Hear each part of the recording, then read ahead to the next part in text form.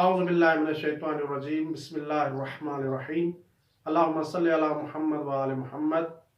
مومنین کرام، آج ہمارا موضوع گفتگو نماز وحشت قبر کا طریقہ ہے۔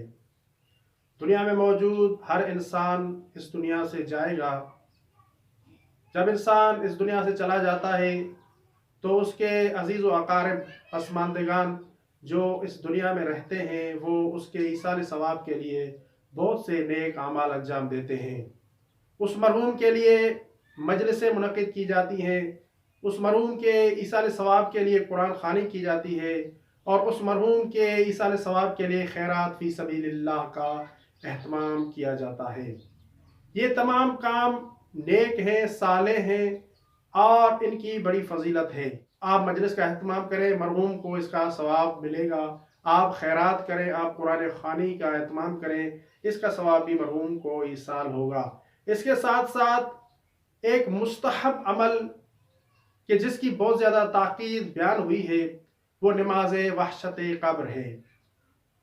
جب مرحوم اس دنیا سے چلا جائے اور اس کی پہلی رات ہو، یعنی وفات کی پہلی رات، دفن کی پہلی رات، کہ جس رات مرحوم اس دنیا سے چلا جائے اور اس کے دفن کی پہلی رات ہو تو مستحب ہے کہ اس مرحوم کے ایصال ثواب کے لیے نماز وحشت قبر پڑھی جائے۔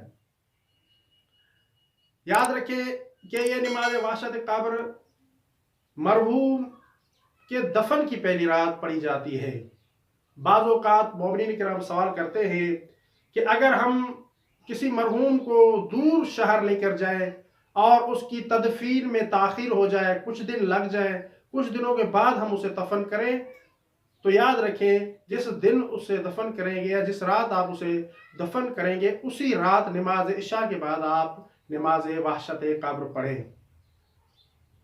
یعنی جس رات انتقال ہو گیا ہے یا جس رات اسے لے جایا جا رہا ہے ان دنوں میں اس کی نماز وحشت قبر نہیں پڑھی جائے گی، بلکہ تدفین کی پہلی رات یہ نماز وحشت قبر پڑھی جائے گی۔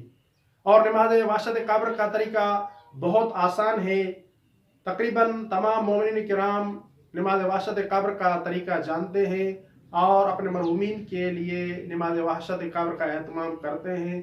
یہ نماز 2 رکعت ہے اور اس نماز کی پہلی رکعت میں سورہ الحمد کے بعد 1 مرتبہ آیت الکرسی پڑھیں۔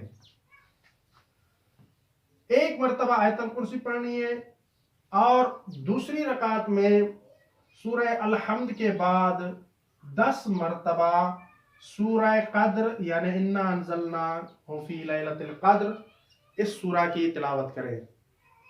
پہلی رکعت میں سورہ الحمد کے بعد 1 مرتبہ آیت الکرسی، اور دوسری رکعت میں سورہ الحمد کے بعد 10 مرتبہ سورہ قدر کی تلاوت کریں۔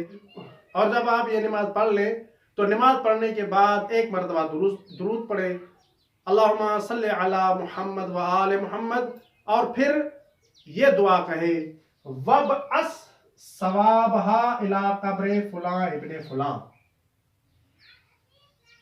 فلاں ابن فلاں کی جگہ آپ مرحوم اور اس کے والد کا نام لیں۔ اگر مرنے والی کوئی خاتون ہے تو فلاں ابن فلاں کی جگہ فلاں بنت فلاں کہیں، مثلا فاطمہ بنت اسد یا فاطمہ بنت محسن۔ اور اس نماز کی نیت یہ ہے کہ میں نماز وحشت قبر پڑھ رہا ہوں فلاں مرحوم کے لیے قربتاً اللہ، یا فلاں مرحومہ کے لیے قربتاً اللہ، یہ نیت کی جائے۔ اور یاد رکھیے کہ اگر آپ کو مرحوم کا نام نہیں آتا تو آپ اس کو اپنے ارادے میں رکھیں، قصد میں رکھیں، ارادے میں رکھ کر بھی آپ اس کے لیے نماز وحشت قبر پڑھ سکتے ہیں۔ وما علینا الا البلاغ المبین۔ اللہم صلی علی محمد و آل محمد۔